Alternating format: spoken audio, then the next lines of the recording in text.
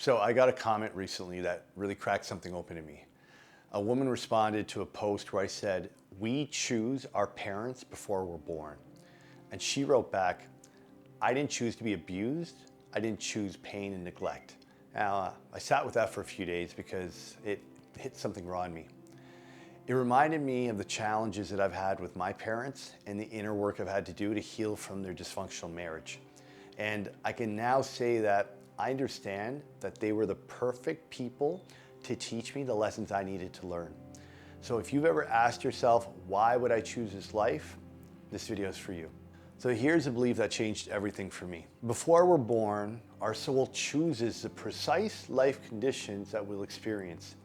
And not because we want ease, but because we came here to evolve, to burn through the illusion, to remember who we are through contrast. See, betrayal, rejection, and loss, they're not random and they're not mistakes. Each one is a sacred initiation, part of a curriculum our higher self agreed to before we ever touched down on earth. Now, I know if you've lived through some serious trauma, this may not be easy to accept.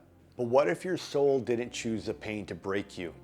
It chose it because it knew you had the capacity to transmute it. And not as punishment, but as preparation. Now, this is easy to talk about in theory until we witness suffering that makes no sense. That's when this perspective gets tested. Now, people may ask, well, what about a 5-year-old with cancer? Why would a child choose to be born into a body that wouldn't survive? Yeah, I know it's a gut-wrenching question, but here's one way to see it. That soul may not have come to stay. It may have come to awaken, not through what they said or what they did, but through who they were, through what their presence evoked in everyone around them. Because pain cracks the shell of our identity, and sometimes the deepest transformations happen in the presence of innocence, loss, and grief. Ancient systems like Kabbalah, Hinduism, and indigenous medicine all echo this. We choose, we forget, we remember. So what happens when we apply this lens to our own story? You move from victim to creator. And the moment you choose to believe that you designed this life, you reclaim authorship. That heartbreak, a wound-shaped doorway to deeper self-love. That betrayal, a brutal reminder to stop outsourcing your worth.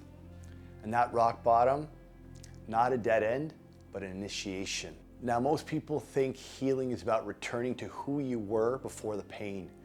But what if healing is becoming who you were destined to be because of it? Now, this perspective, it doesn't remove the pain, but it gives it purpose.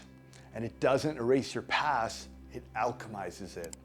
And here's where it gets practical. Try this the next time something painful happens. Don't ask, why is this happening to me? Instead, ask, what version of me is this calling forward? And who will I be on the other side of this? That's deep soul work. Because living from the soul doesn't mean things get easier. It means you get stronger, clearer, and lighter.